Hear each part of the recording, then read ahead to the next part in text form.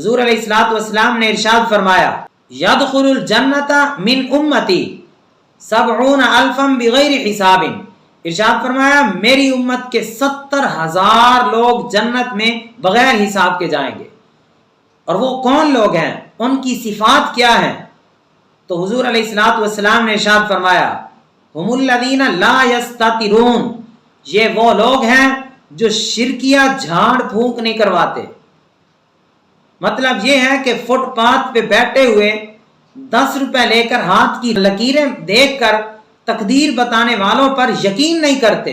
اور فرمایا ولا یتطیرون، بدشگونی نہیں لیتے، وہم کے پیچھے نہیں دوڑتے، بلکہ وعلی ربہم یتوکلون، اپنے رب پر بھروسہ کرتے ہیں، اپنے رب پر توکل کرتے ہیں۔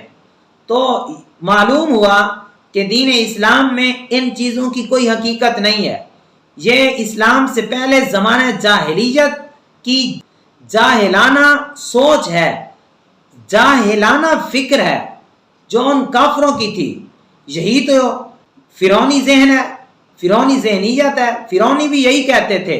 اللہ تعالیٰ نے قرآن میں ارشاد فرمایا فَإِذَا جَاءَتْهُمُ الْحَسَنَةُ قَالُوا لَنَا هَٰذِهِ، جب ان کو کوئی بھلائی پہنچتی تو وہ کہتے تھے کہ یہ تو ہماری اپنی طرف سے ہے، یہ تو ہمیں ملنی ہی ملنی تھی۔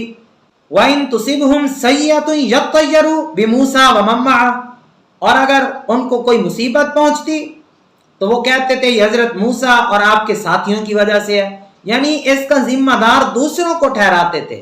کتنی غلط بات ہے، حالانکہ یہ چیزیں بندے کی اپنی بدعمالیوں کا نتیجہ ہے۔ آج بھی اگر کوئی ایسا سمجھتا ہے، اپنی ذلت، اپنی پستی، اپنی رسوائی اور اپنے زوال کا ذمہ دار کسی دوسرے کو ٹھہراتا ہے،